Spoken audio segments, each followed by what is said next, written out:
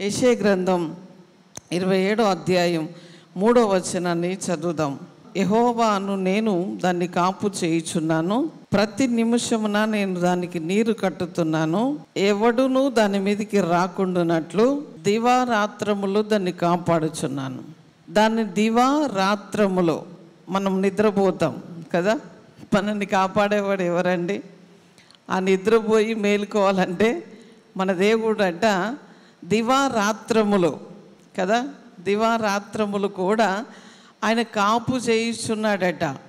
ప్రతి నిమిషము ఆయన నీరు కడతా ఉన్నాడట, ప్రతి నిమిషము కదా. మనం భోజనం, టిఫిన్ పొద్దున, మధ్యాహ్నం భోజనం, తర్వాత నైట్ భోజనం కదా. ఆయనైతే ప్రతి నిమిషము కాపు చేయిచు ఆయన నీరు కడతా ఉన్నాడట. మనకు నీరు అంటే నీకు కావలసినవన్నీ ప్రతి నిమిషం. అంటే చూడండి, మనం ఊపిరి తీసుకుంటున్నామంటే ప్రతి నిమిషము కూడా ఆయన యొక్క దృష్టి మన మీద ఉన్నది. ఒక సెకండు, ఒక 5 నిమిషాలు మన ఊపిరి తీసుకోకుంటే ఉంటామా? అట్లా బిగబట్టండి, ఊపిరి తీసుకోకుండా ప్రతి నిమిషము కూడా ఆయన నీరు కడుతూ ఉన్నాడు. ఎవడునూ దాని మీదికి రాకుండా, ఎవ్వరు కూడా ఏది కూడా దాని మీదకి రాకుండా ఆయన కాపు కాస్తూ ఉన్నాడట. కాపు కాస్తూ ఉంటే ఇంకెందుకండి శ్రమలు అంటారా? మన జీవితము ఒక యాత్ర కదా. ఈ యాత్రలో మనం రోడ్లో వెళ్తూ ఉంటాం కదా. అన్ని రోడ్లు మంచిగా చక్కగా ఉండవు కదా. మనం ప్రయాణం చేస్తున్న దారిలో ఎట్లా ఎత్తులు వంపులు ఉంటాయి, మన జీవితంలో కూడా అలాగే ఉంటాయి. కానీ అన్నిటిలో ఆయన ప్రతి నిమిషము నీరు కడుతూ ఎవ్వడూ దాని మీదకి రాకుండా కాపు కాసే దేవుడుగా, మన పక్షముగా, మన దివారాత్రములు ఆయన నిద్రపోకుండా మనల్ని కాపాడుతున్నాడట. యెషయా గ్రంథం 46వ అధ్యాయం 4వ వచనం నుంచి 9వ వచనం వరకు. ముదిమి వచ్చు వరకు నిన్ను ఎత్తుకుని వాడను నేనే, తల వెంట్రుకలు నెరుయి వరకు నిన్ను ఎత్తుకుని వాడను నేనే చేసి ఉన్నాను, చంకబెట్టుకొని వాడను నేనే, నిన్ను ఎత్తుకొనుచు రక్షించువాడను నేనే. ఇక్కడ ఏమంటున్నాడంటే ముదిమి వచ్చు వరకు ఎత్తుకుంటాడట. ఎవరైనా ఎత్తుకుంటారండి?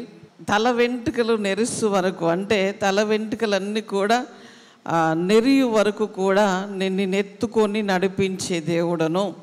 అంటే నీ జీవితము ప్రారంభం మొదలుకొని ఎప్పటి వరకు ఆయన కాపు కాస్తాడట. ఎప్పటి వరకు దివారాత్రములు నిన్ను కాపు కాస్తాడు. నీ మీదకి ఏమీ రాకుండా ఎప్పటి వరకు ఉంటానంటున్నాడంటే నీ ముదిమి వచ్చు వరకు, నీ యొక్క వృద్ధాప్యములో కూడా నేను నీకు సంరక్షణ ఇస్తాను, నేను నిన్ను కాపాడుతాను, నేను నిన్ను పోషిస్తాను, నిన్ను సంరక్షిస్తాను. నీ జీవితంలో కావలసినవన్నీ ప్రతి నిమిషము కూడా నేను నీకు నీరునిస్తూ ఉంటాను. అంటే నీరు అంటే నీ పోషణ నిమిత్తమై ప్రతి నిమిషము కూడా నీ ముదిమి వచ్చినప్పుడు చాలామంది నిన్ను నిర్లక్ష్యము చేయవచ్చు, చాలామంది నిన్ను పట్టించుకోకపోవచ్చు. నీ పరిస్థితిలో నీకు అందరూ ఉన్నా నువ్వు ఒంటరిగా ఉండొచ్చు. కానీ నీ దేవుడు ఏమంటున్నాడంటే నేను ముదిమి వచ్చు వరకు నిన్ను ఎత్తుకునే దేవుడను, నీ తల వెంట్రుకలు నెరిగి వరకు కూడా నేను నిన్ను కాపాడుతాను, నిన్ను పోషిస్తాను అంటున్నాడు. నాతో సమానముగా ఎవరిని మీరు చూపించగలరు? ఎవరినైనా మనం చూపించగలమా? ఆయనతో సమానముగా నా దేవుని కంటే గొప్ప అని ఎవరినైనా చూపించగలుగుతామా? ఎవరిని చూపించలేమండి, ఎవరిని చూపించలేం. ఈరోజు నువ్వు ఒకవేళ బాధ, వేదన, అయ్యో నా జీవితం ఏంటి, నా పరిస్థితి ఏంటి కదా. వృద్ధాప్యంలో ఉన్నవారు, నేను ఇప్పుడు చేత కాకుండా ఉన్నాను కదా, నన్ను ఎవరు పోషిస్తారు, ఎవరు సంరక్షిస్తారు కదా. చాలా ఆలోచనలు, చాలా వేదన పడుతూ ఉంటారు. చాలాసార్లు దేవుడు మనతో అంటున్నాడు, నీ ముదిమి వచ్చు వరకు కూడా నేను నిన్నే ఎత్తుకుంటాను, నిన్ను నేను నడిపిస్తాను, నేను నీకు సహాయము చేస్తాను.